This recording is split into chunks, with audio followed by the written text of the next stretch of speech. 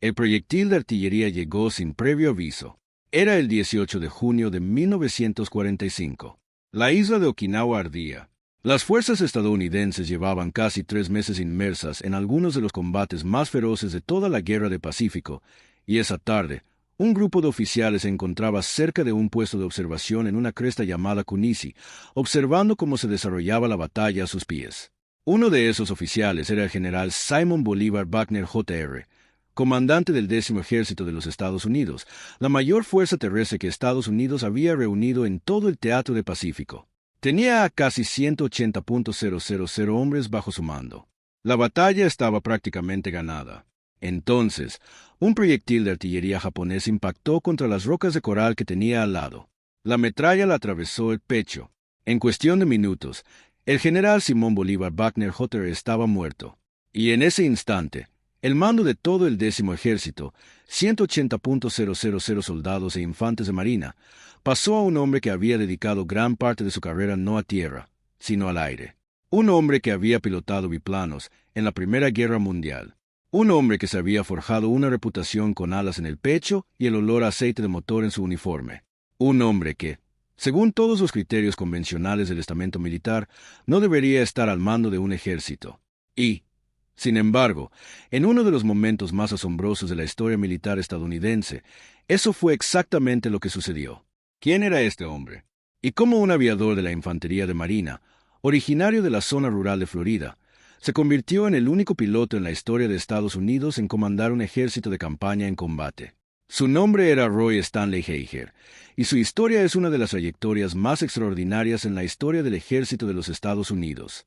Roy Heiger nació el 25 de enero de 1885 en Middleburg, Florida, una pequeña y tranquila comunidad del condado de Clark, en el extremo noreste del estado. En 1885, Florida aún era un lugar inexplorado, una especie de frontera, una tierra de pinares, caminos de tierra y comunidades que existían en los confines del mundo estadounidense en proceso de industrialización. La vida en Middleburg era modesta y pausada, y Heiger creció en un mundo donde el trabajo duro, la independencia y la autosuficiencia eran los únicos valores que realmente importaban. No nació en la riqueza ni con privilegios. No había generales en su familia, ni tradiciones militares que se remontaran a generaciones, ni conexiones con las grandes instituciones del poder estadounidense. Era un muchacho de un pequeño pueblo de Florida, y el mundo en el que creció le dio muy poco, salvo lo más valioso que una persona puede recibir, la certeza absoluta de que, fuera lo que se convirtiera, lo lograría gracias a su propio esfuerzo. Estudió en Florida y demostró la disciplina académica discreta que lo acompañaría toda la vida. Era metódico. Era paciente. Era de esas personas que analizan un problema desde todos los ángulos antes de tomar una decisión, una cualidad que un día salvaría miles de vidas al otro lado del Océano Pacífico. En 1904, Heiger se matriculó en la Universidad de Stetson en DeLand, Florida. Estudió Derecho, lo cual revela algo importante sobre su personalidad. Una formación jurídica exige un tipo de mente particular. Una que comprenda los sistemas, evalúe las pruebas, construye argumentos y vea no solo lo que tiene delante, sino también las posibles consecuencias de cada acción. Heiger ya estaba desarrollando una mentalidad de mando mucho antes de vestir un uniforme, pero su destino no estaba en el derecho. En 1907, Roy Heiger abandonó su carrera legal y se alistó en el Cuerpo de Marines de los Estados Unidos como soldado raso. La decisión no fue impulsiva. Heiger tenía 22 años, actuó con premeditación y era plenamente consciente de su elección. El Cuerpo de Marines de 1907 era una organización austera y aguerrida, orgullosa y profesional, desplegada por el Caribe y el Pacífico al servicio de las ambiciones imperiales estadounidenses. No era una institución cómoda. Era exigente. Y quizás, precisamente por eso, Roy Heiger la eligió. Ascendió rápidamente. Su inteligencia y porte lo distinguieron casi de inmediato, y en 1909 fue nombrado subteniente, una transformación de soldado raso oficial que requería tanto mérito como la confianza de sus superiores. Sirvió en Filipinas, Nicaragua y varias bases navales estadounidenses, acumulando la experiencia de un militar profesional en una época en que el mundo comenzaba a temblar con los primeros indicios de un conflicto global. Y entonces, en 1916, sucedió algo que cambiaría la vida de Roy Heiger por completo. Aprendió a volar. En 1916, La era de la aviación militar apenas tenía una década. Los hermanos Wright habían logrado el primer vuelo motorizado en 1903, y las grandes potencias mundiales comenzaban a comprender que el avión no era una curiosidad, sino un arma. El ejército estadounidense estaba poniendo en marcha sus primeros programas aeronáuticos importantes, y Heiger, con la misma discreción y deliberación que siempre lo habían caracterizado, se presentó como candidato. Obtuvo sus alas en 1917, convirtiéndose en el aviador naval número 49. Reflexionemos un momento sobre ese número, 49. En toda la historia de la aviación naval de Estados Unidos hasta ese momento, solo otros 48 hombres habían logrado lo que Roy Heiger acababa de hacer.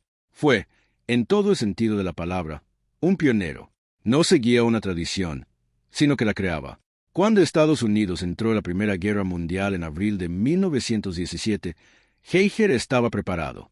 Voló misiones de combate en Francia, operando con las primeras unidades de aviación estadounidenses en participar en la guerra aérea. Los detalles de sus salidas individuales a través del frente occidental no se conservan completamente en los registros históricos. La historia no registra con exactitud lo que sucedió después en cada cabina sobre aquellos campos franceses embarrados. Pero lo que sí sabemos es esto. Roy Heiger voló en una guerra donde la esperanza de vida promedio de un aviador de combate se medía en semanas, y sobrevivió. Más que sobrevivir, se distinguió. Regresó a casa con la reputación de ser un aviador de gran habilidad y valentía.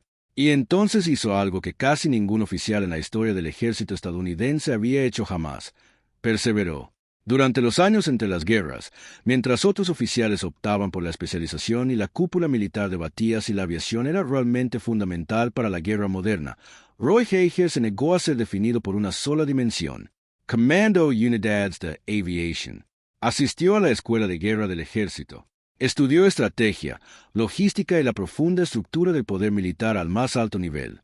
Comprendió algo que muy pocos de sus contemporáneos captaron: que el futuro de la guerra no pertenecería solo a la tierra ni al aire. Pertenecería al oficial capaz de comandar ambos.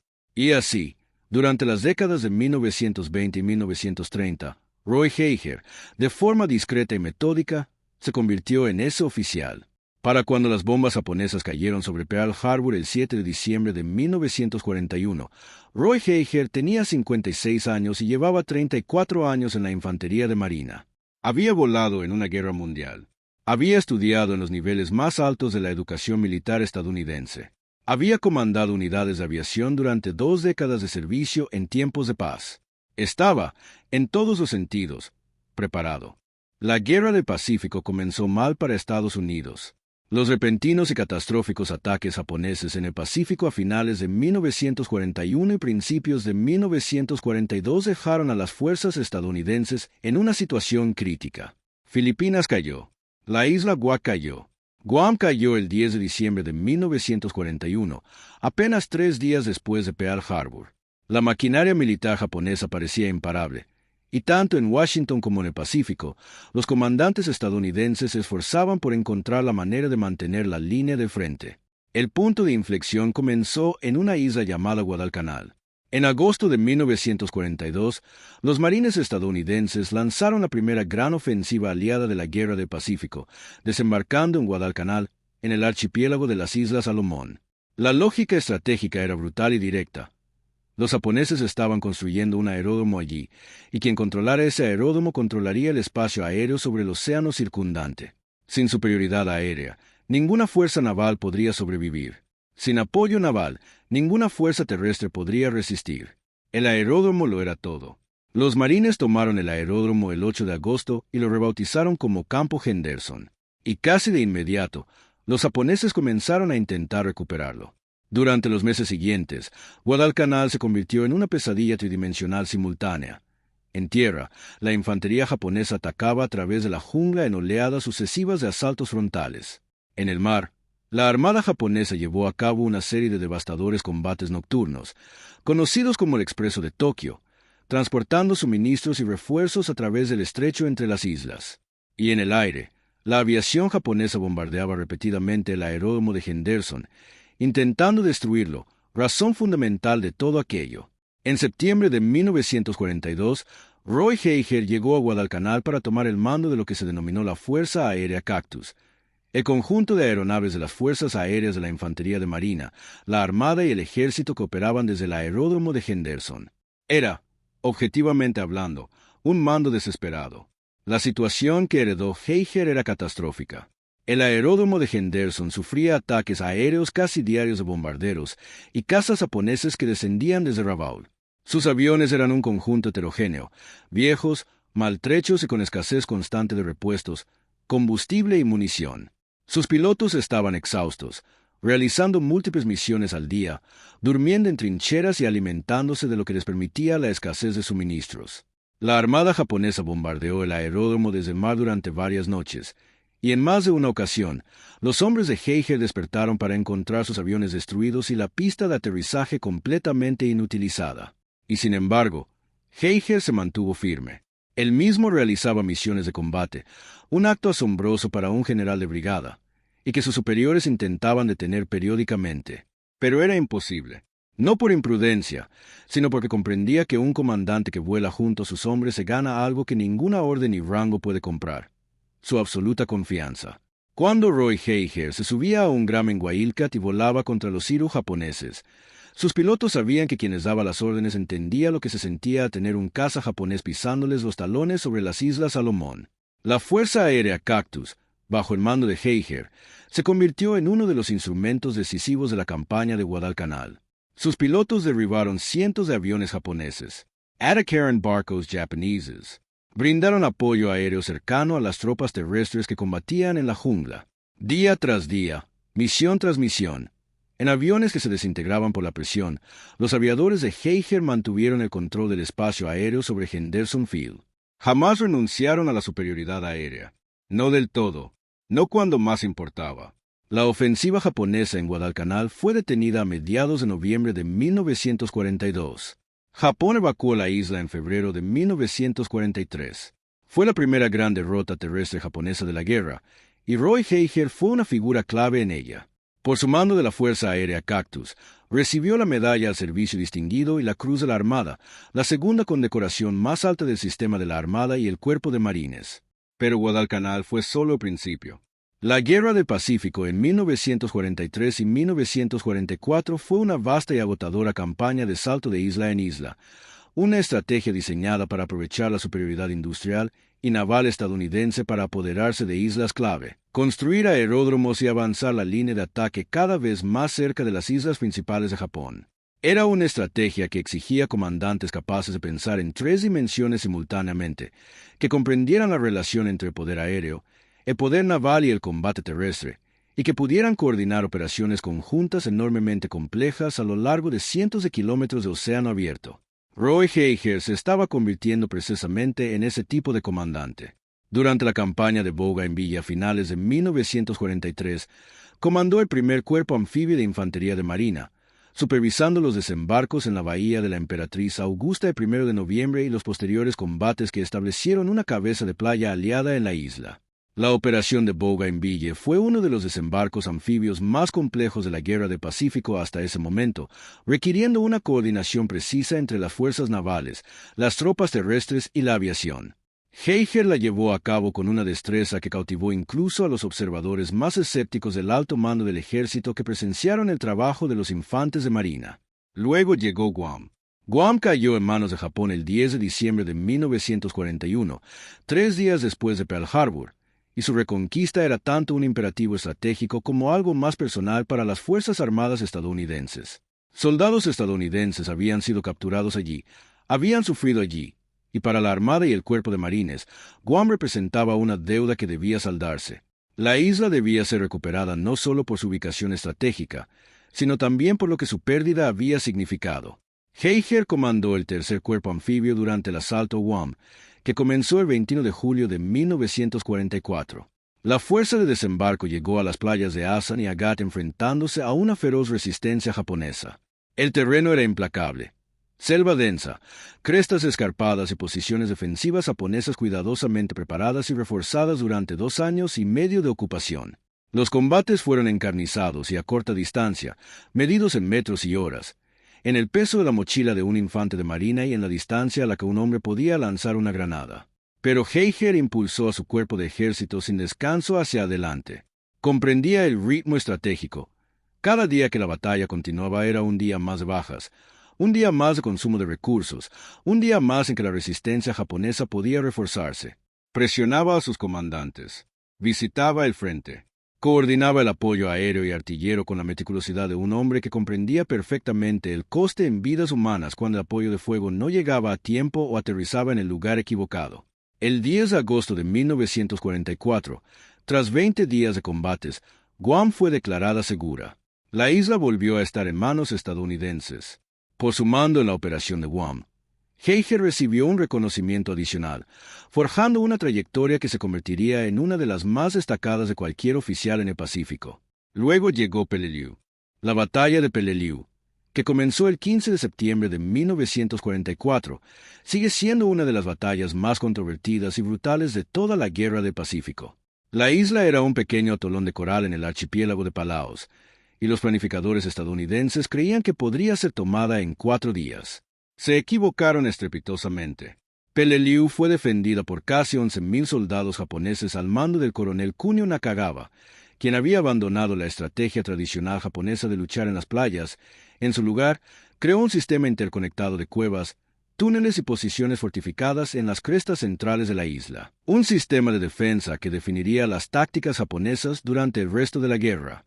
La primera división de infantería de marina, perteneciente al cuerpo de Heiger, desembarcó en las playas de Peleliu y se adentró en un campo de batalla infernal.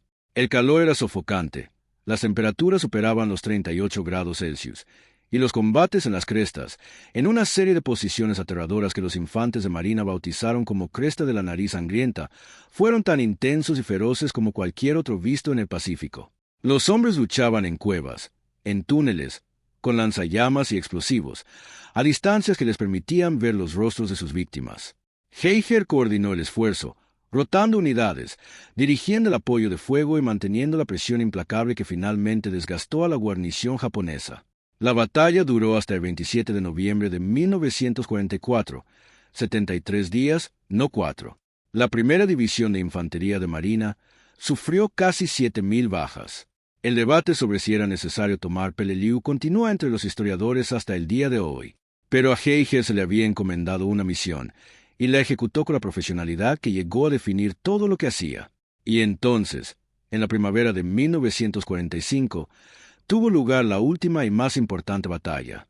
Okinawa, Operación Iceberg, el mayor asalto anfibio de toda la Guerra del Pacífico.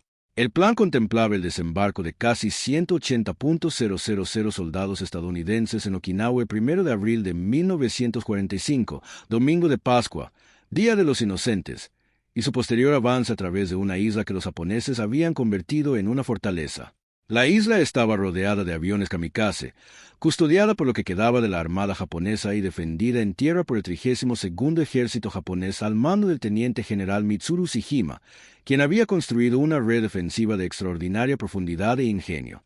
La fuerza estadounidense fue designada como el 10º Ejército, bajo el mando del general Simón Bolívar Wagner. J. Roy Heiger comandaba el tercer cuerpo anfibio, una de las dos principales formaciones terrestres. La otra era el XIP Cuerpo de Ejército. Juntos, librarían una de las batallas más sangrientas de la historia militar estadounidense. El desembarco del 1 de abril transcurrió sin apenas resistencia. Los japoneses se habían retirado de las playas, atrayendo a los estadounidenses tierra adentro hacia sus líneas defensivas preparadas. Los verdaderos combates comenzaron cuando los estadounidenses alcanzaron esas líneas. La línea Suri, la cresta Kakasu, la colina Sugarloaf. Estos nombres se incorporaron al vocabulario de los veteranos de la infantería de marina y del ejército como lugares de violencia y sacrificio casi incomprensibles. El tercer cuerpo anfibio de Heiger combatió en las zonas norte y oeste de la isla. Sus infantes de marina capturaron la península de Motobu tras intensos combates hasta mediados de abril, para luego girar hacia el sur y unirse al implacable asalto a las líneas defensivas japonesas. Día tras día, en el lodo propio de la temporada de lluvias de Okinawa, las tropas estadounidenses atacaban. Eran rechazadas, volvían a atacar y, lentepenosamente, hicieron retroceder a los japoneses hacia el sur, en dirección al mar.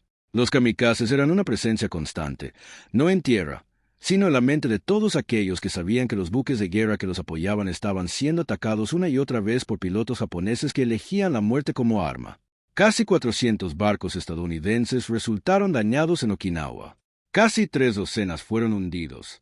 El peso psicológico de ese conocimiento, la vulnerabilidad de los barcos que eran sus salvavidas, oprimía a todos en la isla. Y entonces, el 18 de junio de 1945, el proyectil impactó.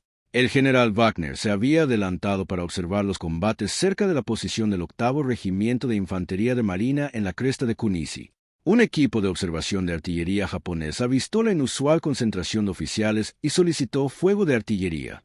El proyectil impactó en una roca de coral cerca de la posición de Wagner, y la metralla que le atravesó el pecho fue mortal.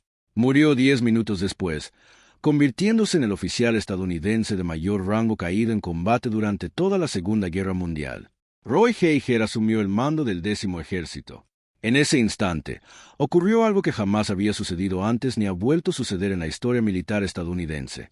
Un aviador, un hombre que había comenzado su carrera de combate pilotando biplanos en los cielos de Francia durante la Primera Guerra Mundial, comandaba un ejército combinado de 180,000 soldados e infantes de marina en pleno combate. No desde un cuartel general alejado del frente, no desde una sala de planificación, al mando de una batalla que aún continuaba, con hombres que seguían muriendo en las crestas que se alzaban sobre él.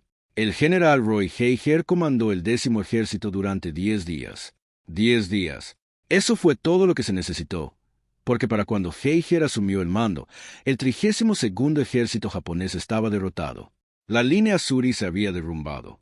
El general Ushijima, previendo el final, se suicidó ritualmente el 22 de junio. La resistencia japonesa organizada en Okinawa cesó el 21 de junio, y el 22 de junio de 1945, la isla fue declarada segura. La batalla de Okinawa le costó a Estados Unidos 12.520 hombres muertos en combate y más de 36.000 heridos. Los japoneses perdieron aproximadamente 110.000 militares, y las bajas civiles fueron catastróficas. Entre 40.000 y 150.000 civiles okinawenses murieron en los combates, atrapados entre dos ejércitos en una batalla de destrucción industrial. Roy Heiger fue relevado por el general del ejército Joseph Stilwell el 23 de junio, y los libros de historia militar registraron discretamente lo sucedido. Un aviador había comandado un ejército de campaña, el único, en toda la historia, en reconocimiento a su mando del 10º Ejército y a su extraordinaria trayectoria durante los 4 años de la Guerra del Pacífico. Roy Heiger fue nominado para ascender a general de 4 estrellas. El Senado confirmó su ascenso el 17 de julio de 1947. Roy Heiger se convirtió en general de 4 estrellas. Ya estaba muerto. A Roy Heiger le diagnosticaron cáncer de pulmón a finales de 1946. Había sido fumador durante gran parte de su vida adulta, como la mayoría de los hombres de su generación, y la enfermedad fue agresiva e implacable. Falleció el 23 de enero de 1947, 2 días antes de cumplir 62 años. El ascenso se otorgó a título póstumo, lo que significó que Roy Heiger fue confirmado como general de 4 estrellas del Cuerpo de Marines, el primer oficial en la historia del Cuerpo de Marines en recibir ese rango, después de su fallecimiento. Fue, a su manera, un merecido homenaje a una vida vivida un poco por delante de donde el reconocimiento oficial podía alcanzar. El Cuerpo de Marines ha honrado su memoria como lo hacen las instituciones militares con sus grandes hombres, con nombres y lugares que perpetúan su legado. La zona de aterrizaje de helicópteros de la base del Cuerpo de Marines Camp Pendleton lleva su nombre. El Salón Heiger en Huántico también lo honra. Para generaciones de marines que han pasado por esos lugares, su nombre ha sido una presencia silenciosa, el nombre de un hombre a que quizás no conocieron del todo, el nombre asociado a un edificio o un terreno que existe gracias a lo que él hizo. Pero el verdadero legado de Roy Heiger no es un edificio ni una base, es una idea. Demostró que los límites que las instituciones militares establecen para sus oficiales, las categorías de aviador, comandante de infantería, comandante de cuerpo, comandante de ejército, no son leyes naturales, son convenciones. Y las convenciones, cuando un hombre es lo suficientemente bueno, disciplinado y se ha preparado con la suficiente minuciosidad, pueden trascenderse. Roy Heiger trascendió todas las categorías que se le impusieron. Voló en la Primera Guerra Mundial. Comandó la Fuerza Aérea en Guadalcanal, cuando era la más importante del Pacífico. Dirigió a los marines en el desembarco de Bougainville, en Guam, en Peleliu. Condujo un cuerpo de ejército a través del lodo y la sangre de Okinawa. Y cuando el destino le pidió que tomara el mando de un ejército, lo hizo y terminó la batalla. Desde un pequeño pueblo de Florida hasta alcanzar el rango de general de 4 estrellas. Desde el aviador naval número 49 hasta convertirse en el único aviador en la historia de Estados Unidos en comandar un ejército de campaña en combate. Desde las cabinas de los biplanos en Francia en 1917 hasta las ardientes crestas de Okinawa en 1945. Roy Stanley Heiger vivió una vida tan intensa que parece casi imposible de abarcar en una sola biografía, en un solo canal, en una sola sesión. Los hombres que sirvieron bajo su mando, los pilotos de la Fuerza Aérea Cactus que mantuvieron el control del cielo sobre Guadalcanal gracias a la fuerza bruta de una voluntad exhausta, los infantes de marina que escalaron las crestas de Guam y derramaron su sangre en los corales de Peleliu, los soldados e infantes de marina que finalmente hicieron retroceder a los japoneses al mar en Okinawa. Todos ellos sabían quién era Roy Heiger. Lo sabían de la manera particular en que los soldados conocen a sus comandantes, en lo más profundo de su ser, en la claridad de las órdenes que recibían, en la sensación de que, en algún punto de la cadena de mando, alguien comprendía por lo que estaban pasando y se esforzaba al máximo para ponerle fin. Ese es el legado de Roy Heiger. No una teoría, no una filosofía, no un monumento, un registro. Un registro de lo que es posible cuando un estadounidense se pone un uniforme, se entrega sin reservas al arte de la guerra y se niega, absolutamente se niega, a ser imitado por lo que otros piensen que debería ser. Si esta historia te conmovió, si te hizo ver esta guerra y a este hombre de otra manera, suscríbete a este canal. Cada suscriptor nos ayuda a contar más historias como esta. Y déjanos un comentario abajo. ¿Qué héroe de la Segunda Guerra Mundial te gustaría que contáramos próximamente? Hay muchísimas historias esperando ser contadas, y tenemos la intención de contarlas todas.